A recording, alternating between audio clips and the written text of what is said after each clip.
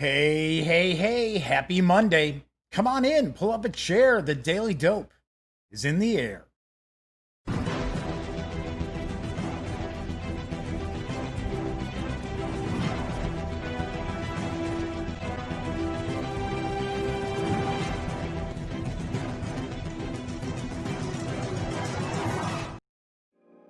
Howdy, howdy, howdy, gang. Yes, I'm Jeff McAleer, back once again as your host here at The Daily Dope, presented by thegaminggang.com, of which I happen to be the Grand Poobah. So welcome aboard. It is Monday night, January 6th, 2020. This is episode 418 of The Daily Dope. This is the first time you've joined me. Excuse me. Very, very casual show. Just kind of talk about tabletop gaming. Usually share some news pieces, what's on the horizon, what's coming out. Today I'm going to talk a little bit in depth about something as well that's near and dear to my heart, role-playing games, and how there's a misconception, maybe I'll say. Well, maybe I'll be more rude about it, the way I present it. There's a misconception that the pricing for role-playing games is keeping economically challenged people away from gaming tables. And that is simply not true. I am going to blow up that myth a little later on after the news. Do want to mention this is a live stream, so chat is available here on YouTube. It's not on screen.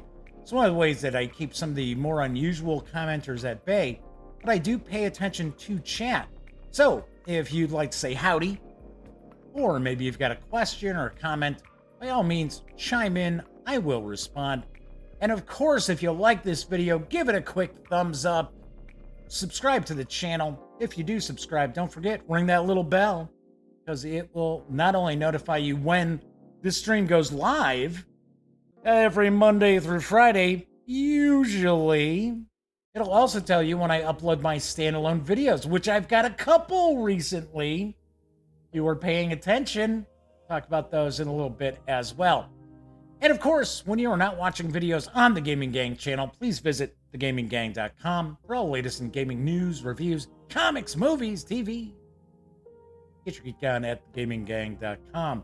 And tell a couple of friends about both the YouTube channel as well as the website, because we have been pulling in more subscribers and more views, and it's pretty cool. I'm digging it. It's like back in the old days when there weren't all that many websites out there, that many outlets that were covering tabletop gaming. We got a lot of traffic. We did. All right, so let's see. Who do we got in chat? We got John Vogel. Sorry to see Buffalo lost, John. I know you were pulling for them. I was as well. I was rooting for the Bills to win. We've got Dan from No Enemies here. The Madman is in chat. Beat Cafe, Kabuki Kid as well. Kevin Thorpe is here. All right, cool. We already got a good chat rocking and rolling early. So I've got a good amount of news tonight. So we're going to hop into that in just a second. I'm going to grab a quick sip here. Once again, it's not super chilly down here in the Duct Tape Studios, but it is really dry. All right, so let's jump on into the news, because in Q2 of 2020, we're going to see the release of the cooperative card game The Crew, The Quest for Planet 9 from KOSMOS. I've got the dope. Astronauts wanted. Scientists say there is a mysterious ninth planet located at the edge of our solar system. But despite all their efforts, so far, they've been unable to provide substantial evidence of its existence. Join this exciting space adventure to find out if the theories are just science fiction, or if you will discover Planet 9. In this card game, you need to complete 50 different missions as you travel across the solar system, but you will only succeed if you can work together as a team. To master the challenges and achieve your mission, communication will be essential. But in space, things can be more challenging than expected. The team wins only if every single player is successful in fulfilling their tasks. The crew, the quest for Planet 9, is for 2 to 5 players. Actually, you know what? I thought it's for 3 to 5. Seeing cell sheet info saying 2 to 5, but I kind of think it's 3 to 5. Ages 10 and up and plays in around 20 minutes. I think that's 20 minutes per mission. There's no word on a specific release date just yet, but it is going to carry an MSRP of $14.95. Do understand also that this originally came out in German at Spiel, and I believe this new edition they are saying is going to have better card stock than the German language edition. I guess that was a complaint some people had about the German language edition was, I guess it was kind of flimsy card stock. So don't know, but this does seem kind of interesting, especially for a trick-taking game. They actually have it where you need to play so many missions and then learn if there is a 9th planet. I wonder. So we've got a Gray Day in chat. Good to see you, Gray Day. Steve Park, who I believe is a newbie to joining us live. Good to see you, Steve. Welcome aboard. So Kabuki Kid mentions that, yes, they heard that it's supposed to have better card stock too. Pretty cool. Right, so I've got another kind of interesting looking game. It's from Iello Games. It's arriving this March. I've got the dope on Flyin Goblin. Yep. Attack! Catapult your goblin soldiers and plunder the riches of the castle. Gold and diamonds reward the best shots, but each room is full of surprises, not all of which are pleasant. Each round in Flyin Goblin, spend your earnings to buy extra troops or build your totem, then head back to battle. Keep your totem intact to earn more diamonds. That's about all I know about the game. That is all the info that Iello is sharing about the game. And there are a few images as well. Flyin Goblin is for 2 to 4 players. It's for ages 8 and up, which I am stunned to see this is for ages 8 and up. I'll say why in a second. It does play in around 30 minutes. It will carry an MSRP of $34.99 when it arrives in stores on March 9th. So, ages 8 and up. How? Look at all these little pieces. You got these little goblins. You got these little catapults, it looks like. You kind of try to fling your little goblins into these different rooms to get whatever treasure is in the room, which kind of looks funny, right? It's a little dexterity game. Okay, cool. But they're saying ages 8 and up? No way.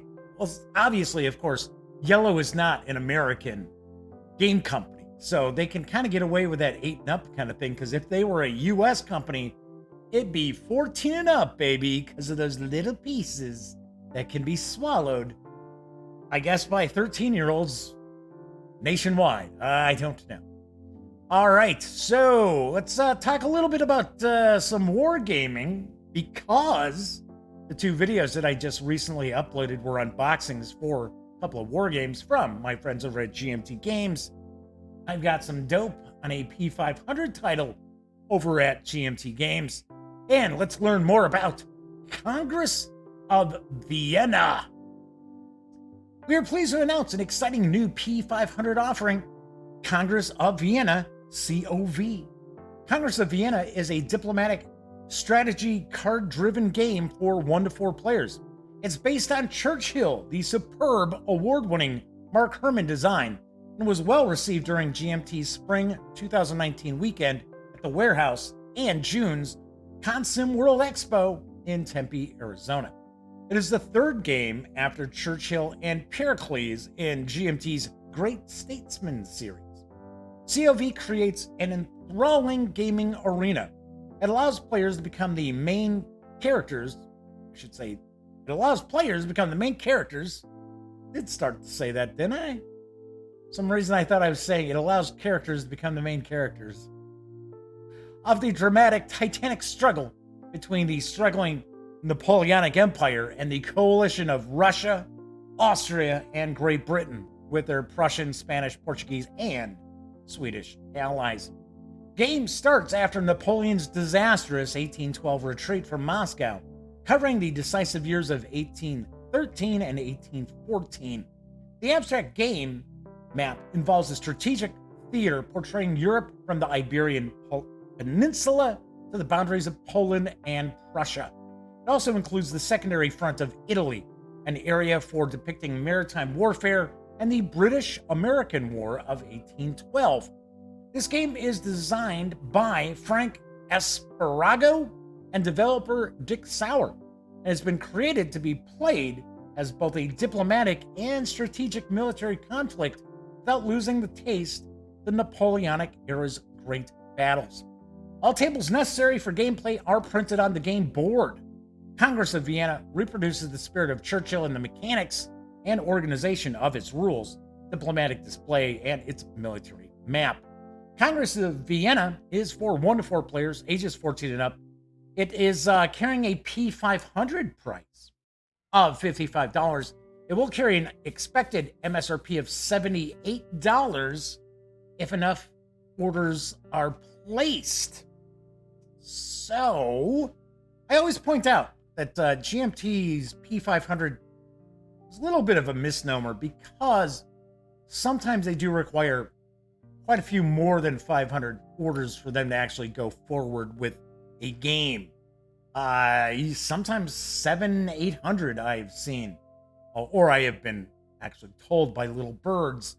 But I also do want to point out, I think this one's got some oomph to it. So I don't know if you're going to have to see many more than 500 orders in order to see Congress of Vienna get made. Does look pretty interesting. Obviously enough, I am showing some images that are of prototype components and things like that. Could be pretty cool. Kind of that the Churchill mechanics for the Napoleonic era.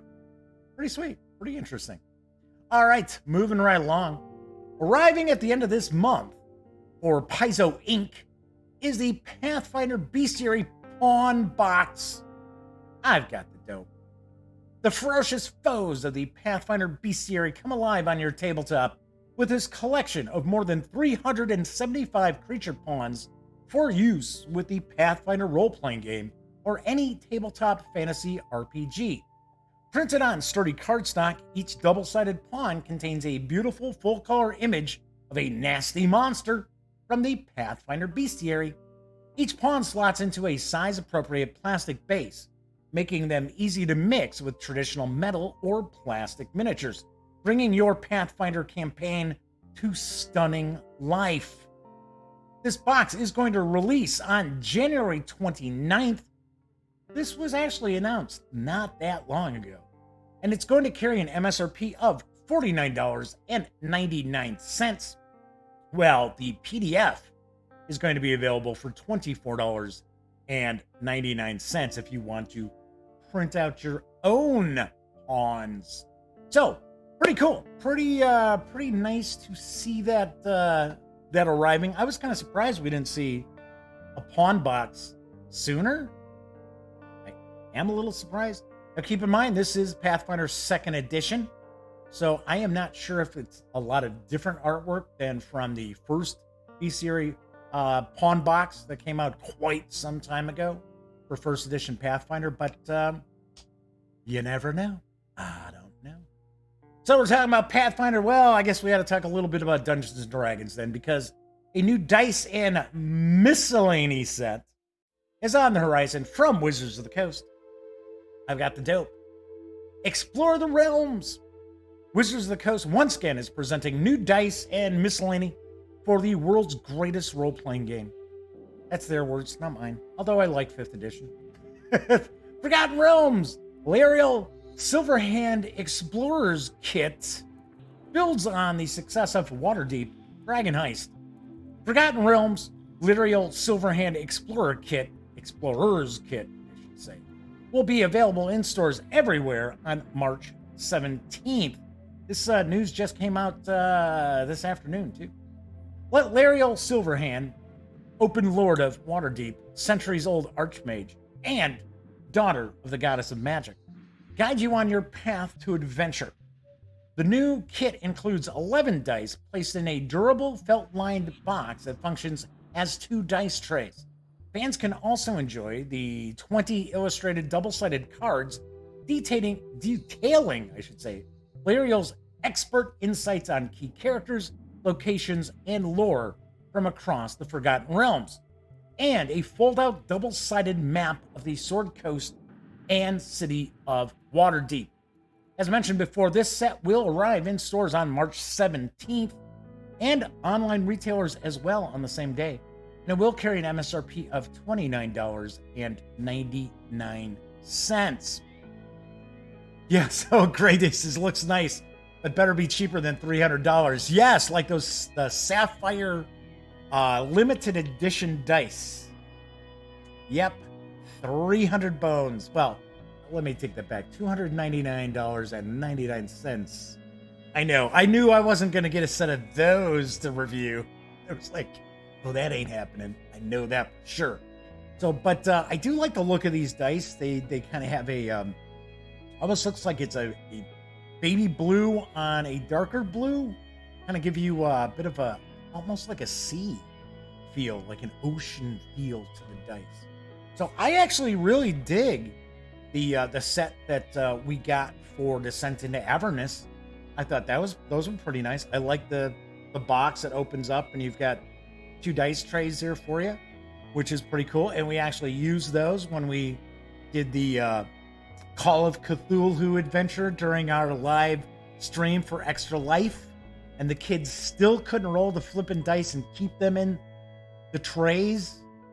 It's like, what's wrong with you people? Why can't you keep dice on the table?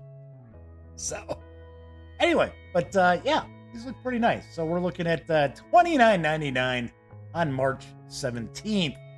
Speaking of Dungeons & Dragons, there is a new 5e-based horror role-playing game. It's got a PDF quick start, which is available from Saturday Morning Scenarios. I've got the dope on Whispers in the Dark. Welcome to Whispers in the Dark. Created by Matt Corley and MT Black, Whispers in the Dark updates the 5e rules you know to facilitate investigative horror role-playing. Within the 78-page book, you'll find ancestries, backgrounds, and feats to create your investigator. Period-specific equipment, updated damage, healing, resting, and lingering injuries rules, comprehensive madness and sanity rules, the Crowman, a complete 20-page scenario set in Restoration-era New Orleans, 6 pre-generated characters, as well as new NPCs and creatures.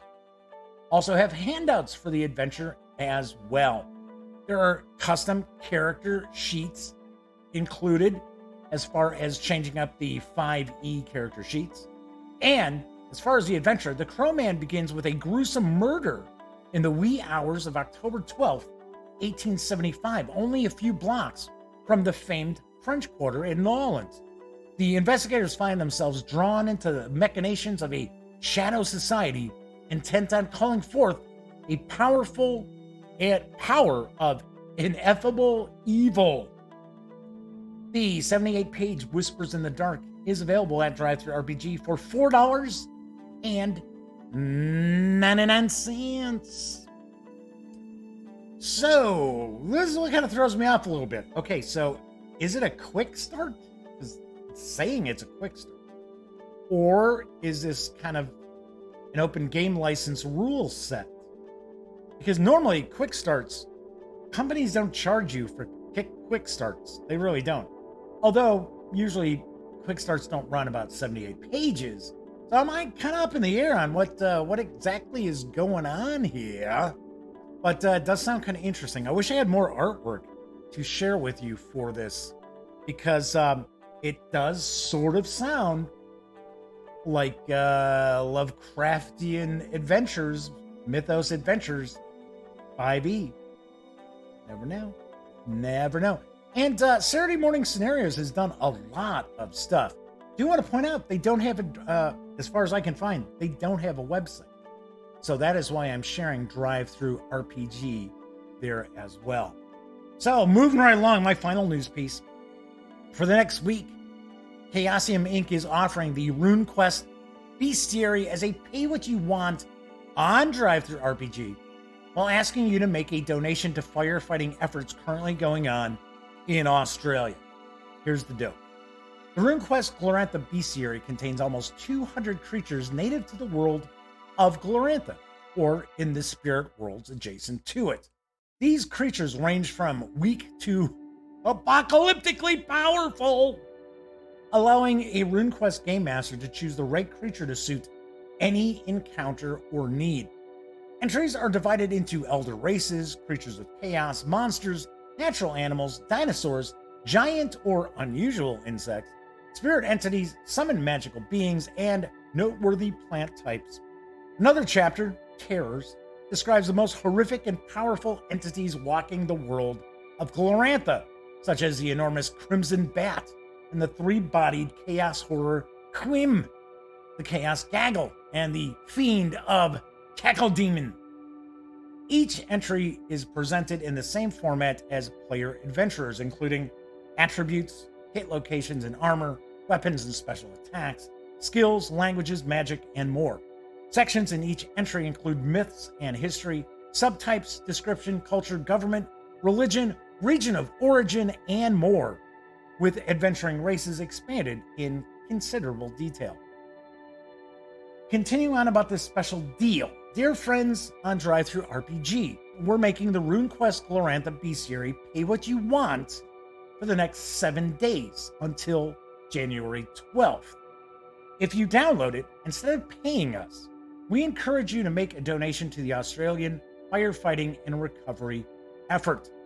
We think Gloranthan beasts are special, but Australian animals are unique and precious and real. It is estimated up to 500 million of them have perished so far in the devastating wildfires still raging across the continent. That number is expected to rise dramatically as vast swaths of habitat have been consumed by flame. Some places where you can donate, and you can find the URLs at the product page on DriveThru RPG, but just so you know, some of the places they're recommending that you make a donation to is Wires, which is a wildlife rescue nonprofit rescuing and caring for thousands of sick, injured, and orphaned Australian native animals. The World Wildlife Fund Australia is directing its efforts towards koala conservation, because thousands of those animals have perished so far. There is the Port Macquarie Koala Hospital, I think I pronounced that correctly, which is raising funds to distribute automatic drinking stations in the burnt areas to help in koala and wildlife survival, and sharing the funds with other wildlife organizations in the affected regions. Other places you could support: the Australian Red Cross, New South Wales Rural Fire Service, and the Country Fire Authority of Victoria. So, as I mentioned right now, and normally I would be sharing the Chaosium web address, but since this is going on exclusively at DriveThru RPG, I am sharing that web address there. I want to say, I believe normally the PDF for the Glorantha Bestiary is $19.99. So, and of course, pay what you want. You can put in $0. That's what they're trying to tell you. Put in $0, get the download for absolutely free, and then please make a donation to one of the various different organizations that are helping in the firefighting and animal rescue efforts. So, definitely, yes. Very sad. Dan and the Madman are pointing out, yeah, pretty sad. Yeah, it's horrible. I mean, horrible seeing what's going on the news, too. It's insane. Thank goodness there's no global warming. Not gonna go there. I'm not getting political tonight. That ain't happening. I never really get political. But, yeah, just like here in Chicago. Anyway, that's it for the news tonight. Anyway, I was gonna say, here in Chicago, it has been unseasonably warm so far this winter. And it was last year too. I mean, we got some days, like, I want to say it was like late January, early February, where it was negative degrees, but very few and far between. Whereas when I was growing up, winter was bitch. It was horrible. I hated winter. I still dislike winter. I am not a winter fan. It's one of the reasons I lived in Arizona for so long, because I don't like cold weather. Then again, out in Arizona, it's getting to the point where it's so hot for 8 months of the year. It's unbearable. So Will Burton's popped in. Good deal. Very cool. Just dropping in at the last moment. Actually, the show's not ending. It's not ending real quick. Still got time. I got the topic I want to dive into. Kabuki Kid mentions, I'm still blown away that climate change is somehow politicized. It's just pure science. Shouldn't be a matter of politics. I'm with you, Double K. I am completely with you. I think people do understand that I don't want to say a bleeding heart liberal, but I am left of center on many things. Not all things, but many things. So yes, I don't understand it either. I do know for religious reasons there are people out there who just, I don't care. They figure the rapture's coming anyway. So they're hoping it will in their generation. It's amazing. I know. They're hoping that the rapture comes, and so they don't care. They're like, we're the last generation here anyway, man. Let's just, burn the place down before we turn the lights out on the way out, right? Don't know. Anyway, all right, moving right along. So I had mentioned on Friday's show that I have been seeing people here. So Dan says, Jeff moved to Quebec. I've got an extra room, heated. They don't want me up in Canada, man. They won't let me up there. I'm telling you. They'd be like, you can't come here. So Joe Besser fan, hey, good to see you, Joe. Welcome aboard. I believe this is the first time you've popped in to hang out with us in chat. So it says, when I was a kid, we used to have snow up to our knees. Oh yeah, we not only will we get a lot of snow, we got some pretty good blizzards in the Chicago area too. Remember we had the blizzard of 79, and it was holy cow. So yes, very cool. All right, yes, and Kabuki Kid says that they have worked with some fundamentalists who are always waiting for the rapture. Yeah, now. So anyway, what I was going to say is on Friday, I was talking about, I wanted to address something that I've been seeing more and more of. And especially on social media. And let me grab a quick sip here. Effectively, what people are saying is that the pricing for role-playing games, and it's role-playing games, we're not talking board games, because we've had the discussion that yes, the board game prices are pricing people out of the hobby. There's no getting around it, and there are companies that are charging more money because they're putting miniatures into board games that don't need miniatures whatsoever. They could use counters or standees or what have you. So there is that. I mean, and of course there's two sides of that coin as well. But I've started to see more and more people whining and complaining, and that's what it is. It is whining, complaining, whinging, whatever you want to call it, talking about how not themselves, they're not being priced out of playing role-playing games, but that the price of role-playing games is preventing millions of economically challenged people from sitting down at the game table enjoying our wonderful hobby. That's a lie.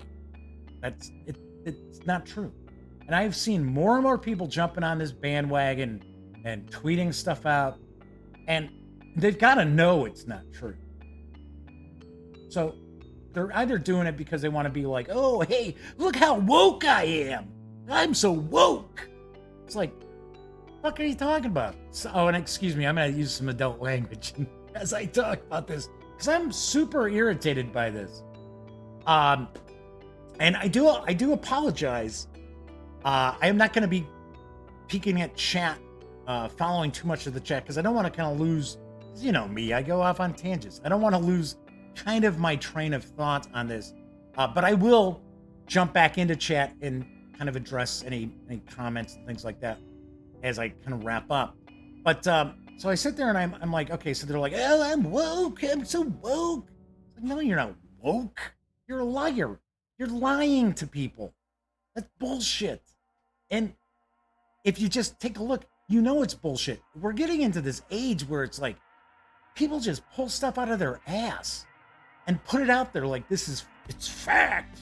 It's not a fact. So anyway, so it's either that they want to be like, oh, look how I am. Or they're simply like, oh, let me pat myself on my back here. Oh, please retweet this and love it. Give it a nice little heart. Click on that heart. Ooh. Or they're just dipshits. I don't know. Maybe they're seeing other people, because I see this a lot too. I see one person tweet something and then someone else verbatim tweets the same thing as if it's like, oh, this is my original thought. I don't know what the hell that is either. But anyway, the whole fact that people are saying that folks who don't have, I guess, as much economic freedom as they do are being kept away from game tables because role-playing games are just too damn expensive. Compared to, first of all, compare it to what? If somebody goes to the movies twice a month, then you can't tell me you don't have money to play role-playing games. And I'm talking going out there and buying books, right? Because you're probably not going to the movies by yourself. So you're going with somebody else. Probably have some sort of snacks with you. So let's take a guess. It's $20 a person. Say it's 2 people going. That's $40. Go twice a month. That's $80. And tell me if you're blowing $80 a month on movies, that if you didn't go to the movies, and I guarantee you're going and seeing some stuff that's not very good. It's like, oh well, yeah, that was all right. I mean, that's how I feel when I come back from the show. A lot of times, it's sort of like, man, I spent $18. It's like the movie was just like, even the latest Star Wars movie, I thought it was okay. I was like, yeah, okay. I thought I could tell that there were a bunch of reshoots and it was rushed, that they didn't know how they wanted to end that movie, really. And it was the same kind of thing. I was like, I could have waited till that came out, like on Disney Plus or something. Anyway, so what Dan says, what's woke? I guess if you got to go jump on Google to figure that one out, Dan. So Kabuki Kid says, am I the only one who cringes when I hear woke? No, I cringe too. That's why I threw that out there, because I can't stand it. Woke. It's another one of these things, and before anybody says, okay, boomer, and I'm sure someone will do it in the comments, because I've actually had comments on the YouTube channel where it's just like, okay, boomer, and I just delete them, like whatever. I'm not a boomer. I'm Generation X. Big difference. Anyway, pretty bizarre. So, the thing is, first of all, publishers of role-playing games do not make tons of money. Sure, yes, Paizo, Wizards of the Coast, they move a lot of product, so yes. So, they are profitable, because obviously enough, if they weren't, Paizo wouldn't be releasing things every single month. But they also don't employ like 1,000 employees. I think we've talked about it before that Wizards of the Coast has, I think, a half a dozen people who are full-time employees for Dungeons and Dragons. Everybody else is freelance. So that's one thing I want to point out. I've also mentioned in the past that my best friend Elliot Miller and I had a chance to sit and have pizza near O'Hare, which is in Chicago, the airport in Chicago, with John Zinser and Ken Hite. John Zinser's the president or CEO or owner, whatever you want to say, of AEG Games. And one of the first things that Ken was talking about as far as role-playing games was anybody who wants to make money should not get involved in role-playing games. Because if you think about it, you put together a core book, it's a good core book, got a lot of information in it, you sell that, nobody needs to buy anything from you ever again. Because they can create their own adventures, they can make up their own stuff. The reason why you got a lot of people who are out there who complain that, oh, things are just too expensive, is because they want everything, which is ridiculous. You can't have everything. It just, I don't know where we suddenly got into this society. And it's not just the younger folks, it's people my age too, where they suddenly are like, well, I exist, thus I deserve these things. I don't want to work for them. I don't necessarily want to pay for them, but I deserve these things. It's ridiculous. I mean, I say it all the time. I'd love to own a Lamborghini. I can't afford it. Do I get upset because somebody out there owns Lamborghinis? No, absolutely not. So it's also that ridiculousness of it's like, oh, why do they have something that I don't, that I want? It's like, too bad, get a grip. That's how life is. Anyway, another thing is there's so much free content out there. Let's talk a little bit about all the free content that's out there, all the places you can get discounted stuff. We started talking a little bit about this on Friday, and I was like, okay, well, we're not going to jump too far into this because I don't want to steal the thunder from Monday's show. Because I don't usually get into a topic like this every single show. It's few and far between that I actually kind of go off on, I guess, a rant, I guess we'll say, right? About certain things in the hobby. But there's all this free stuff out there.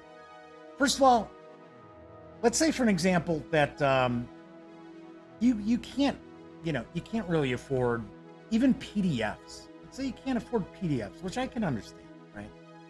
You can go to a local comic store, you can go to a local game store, and I guarantee you the vast majority of them are going to have some sort of, well, game store, obviously, some sort of gaming going on every single night. Usually it costs you nothing. Normally it does not cost you anything. For the most part, what I will usually see hobby stores, genre stores, whatever you want to consider them, they won't allow you to bring in outside snacks and drinks. A vast majority of them do that. So you might have to buy your soda from the game store, or, you want a candy bar, but that's about it.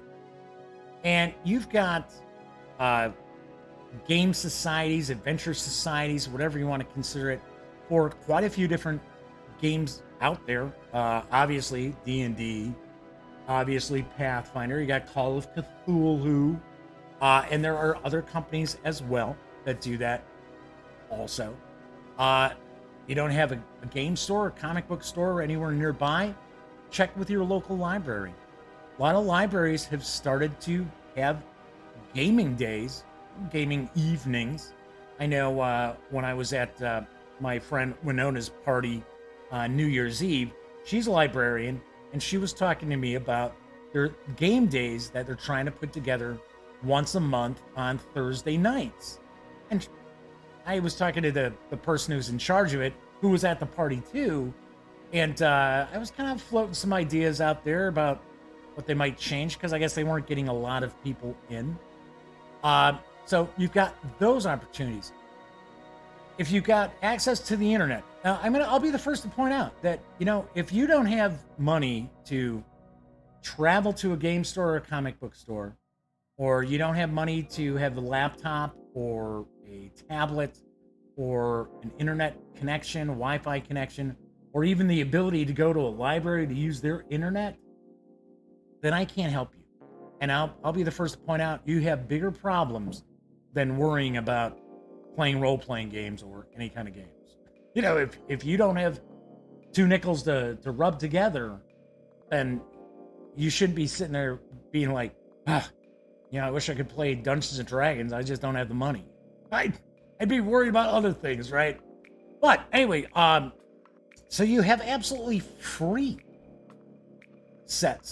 rule sets that are out there in PDF. So Basic Fantasy Roleplay is one, which is an open game licensed product. It's kind of 5th edition with old school Renaissance / revival style play to it. Absolutely free. You can even purchase the rule book, and it's $5. They actually make absolutely no money on this whatsoever. There are tons of supplements in PDF. Of course, it's all in PDF, unless you buy the $5 book. But I was going to say there's tons of supplements. There's a bunch of adventures. I mean, there are dozens of adventures for basic fantasy roleplay that's out there. You also have Fate. Fate Core is absolutely free. Yep, that's right. In fact, I thought it was funny because Evil Hat is shocked that they make any money on Fate whatsoever.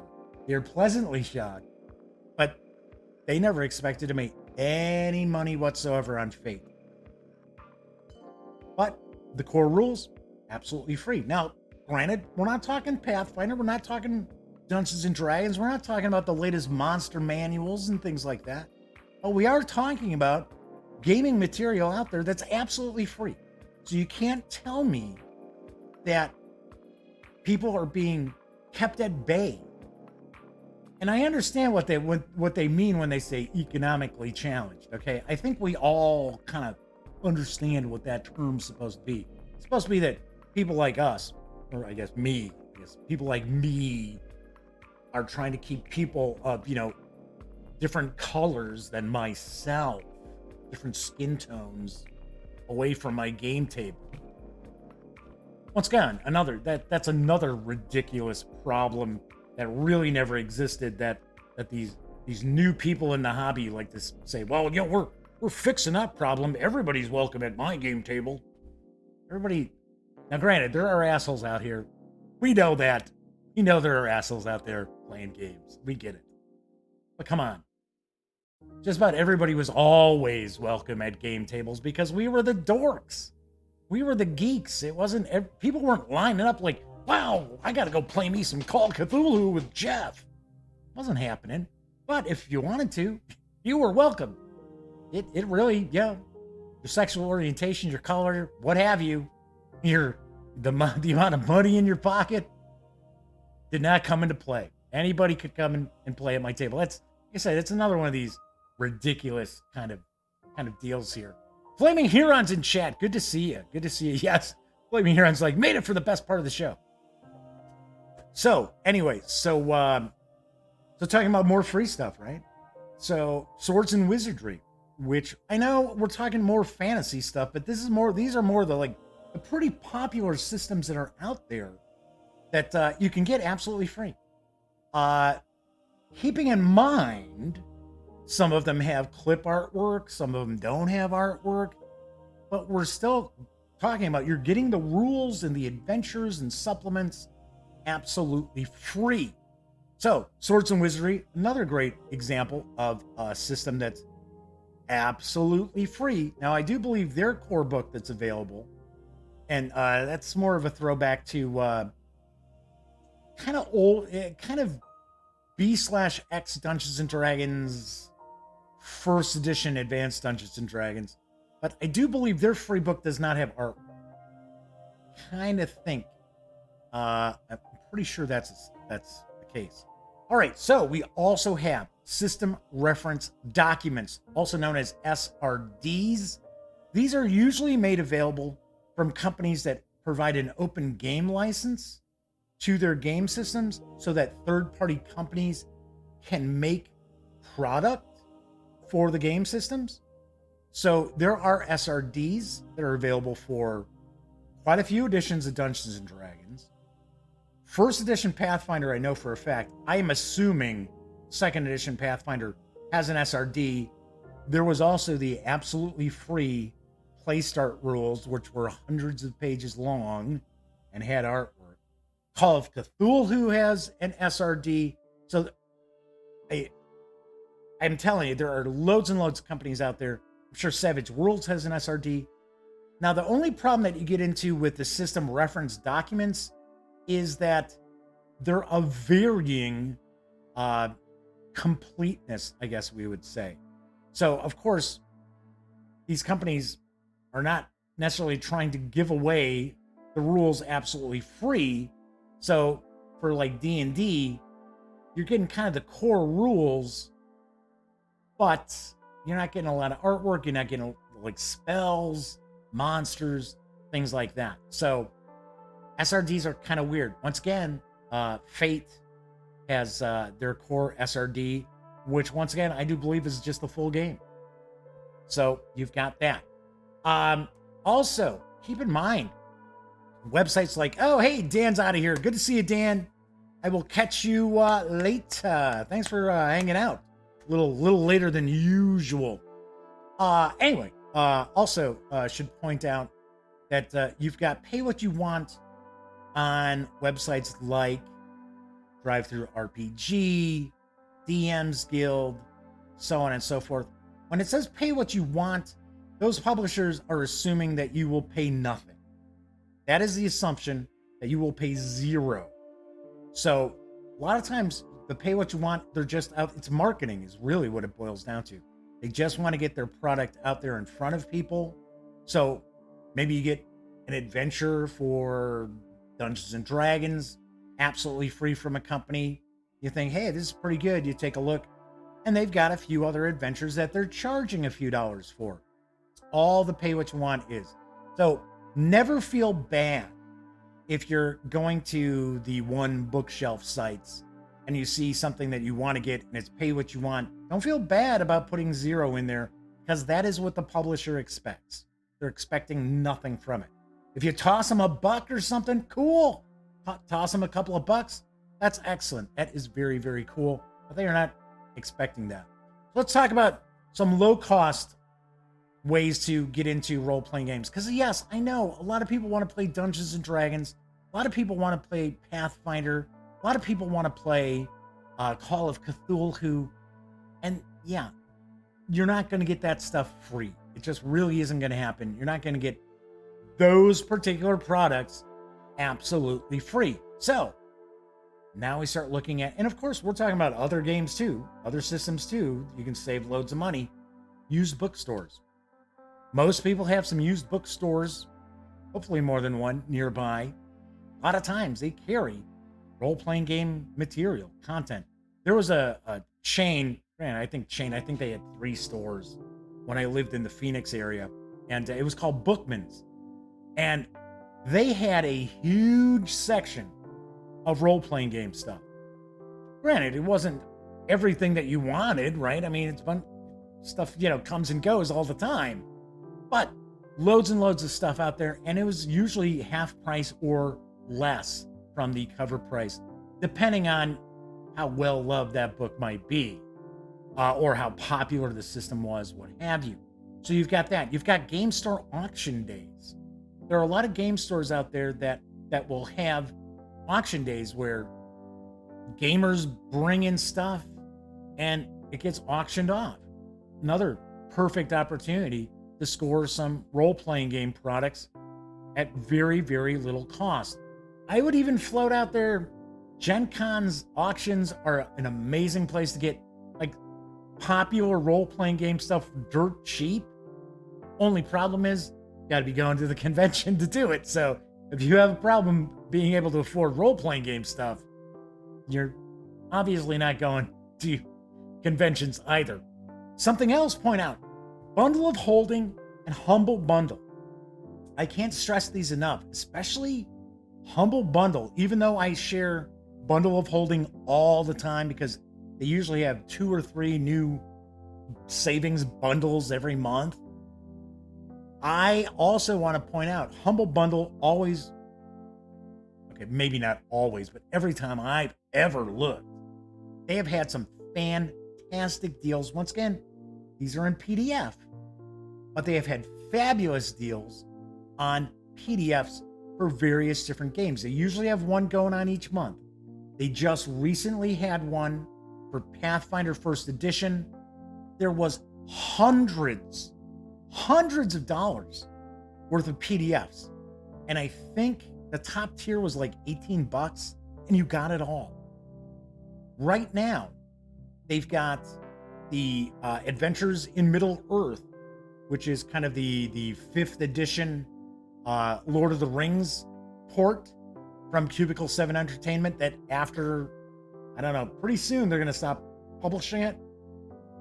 Basically, everything that's available in PDF for Adventures in Middle-earth is available over at Humble Bundle right now. I think for like the next week. You can get everything $15. Everything. The whole shebang. I think there's a dozen releases, something like that. Going back to DriveThru RPG.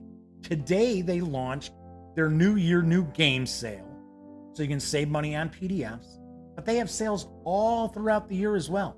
There's the Christmas in July sale. They've got the Halloween sale, which they do all the goodies, giveaways, as long as you go like on a little scavenger hunt throughout the sites. Teach Your Kids to Game is another sale. GM's Appreciation Week is another sale. So there are a lot of different ways out there that you can save money. You can get the games you want in PDF or used at a lower price.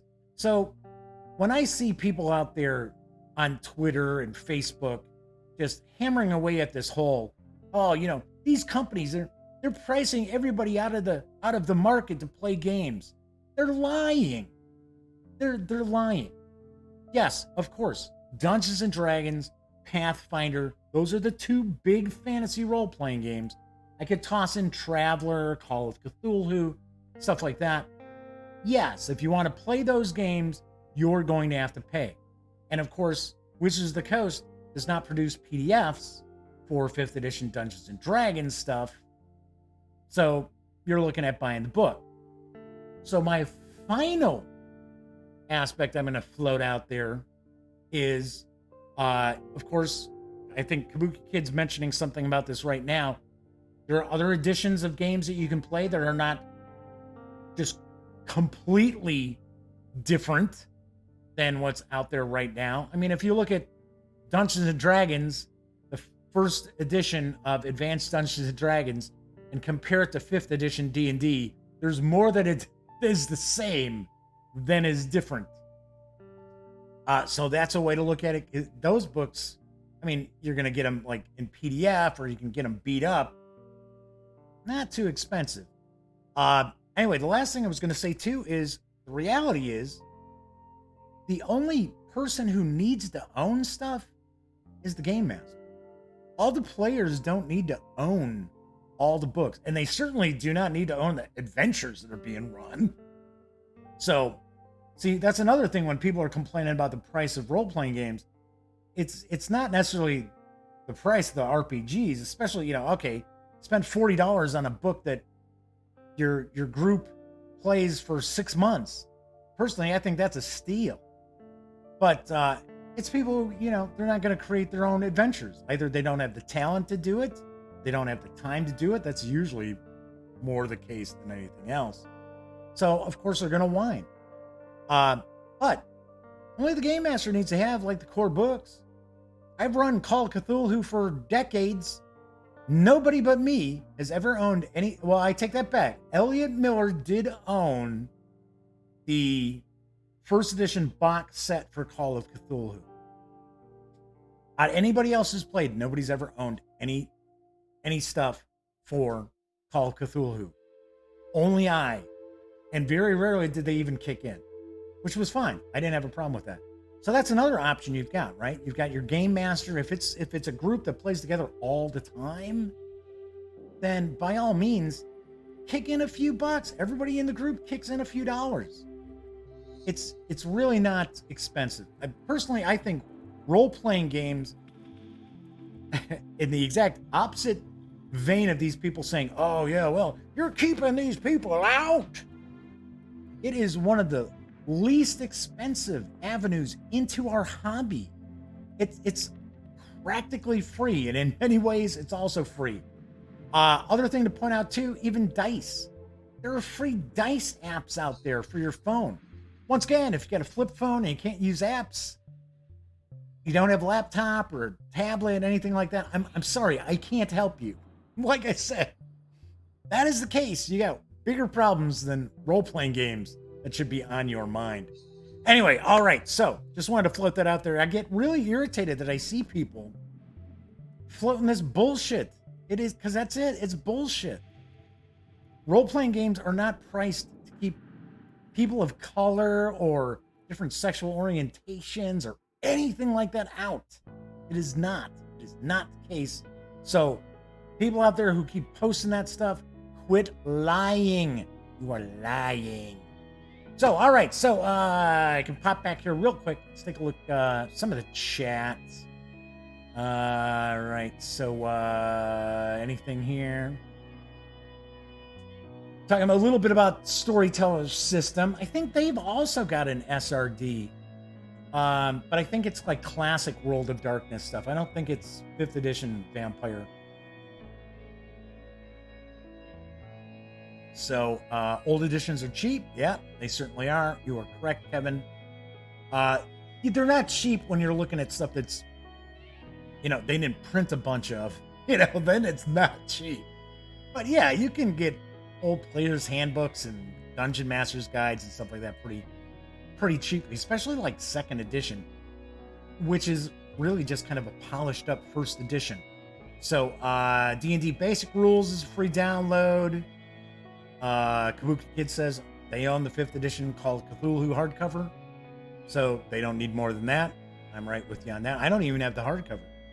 The only Call of Cthulhu hardcover I've got is the 30th. Where is it? Oh, it's hidden behind some stuff. The 30th anniversary, like faux leather, I should say, edition. I never even opened it up.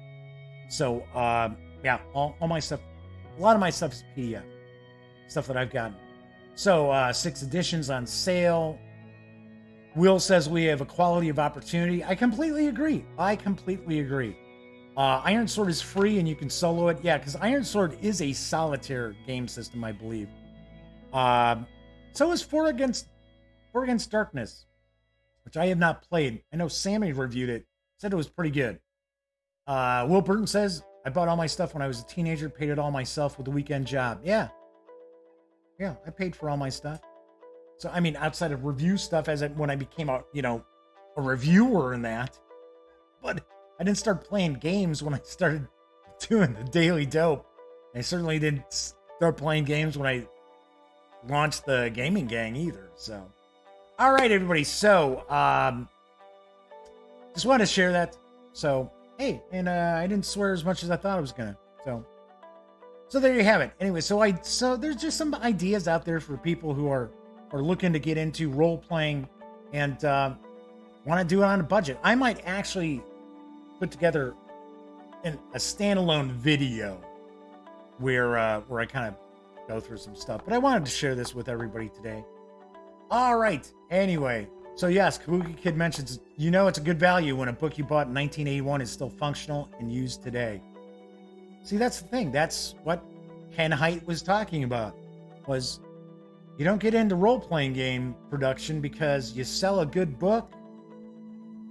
Nobody needs to buy anything else ever again. They just use that to create adventures and everything else. So, all right. So, yes, you're welcome, Flaming Heron. I'm glad you found it to be kind of interesting. So, try to keep you guys awake. So, all right, a bit longer show than usual. We're going to close out at an hour. So, want to point out, if you like this video, please give it a quick thumbs up. Of course, subscribe to the channel. And if you do, don't forget, ring that bell. It will not only notify you when the stream goes live, in about a minute or so, it'll also tell you when standalone videos get uploaded, such as my unboxing and first looks at both Cataphract as well as Nevsky. That was it. I'm trying to remember. What was the other one? I've got 1862 on the horizon as well for an unboxing video. So that should be up in the next couple of days or so. All right. Of course, when you're not watching videos on the Gaming Gang channel, be sure to visit thegaminggang.com for all the latest in gaming news, reviews, comics, movies, TV. You know the drill. Get your geek on at thegaminggang.com. Everyone who hung out in chat, thank you very much. We had some first-timers, I believe, who were hanging in. Welcome aboard. Hopefully, we see you more in the future. And of course, If you watch after the fact, you don't catch the show live, I appreciate that just as much. Got a soft spot in my heart for all of you out there who catch the show, regardless of when it takes place. So everybody enjoy your Monday nights, and we'll be back tomorrow. And until then, happy trails.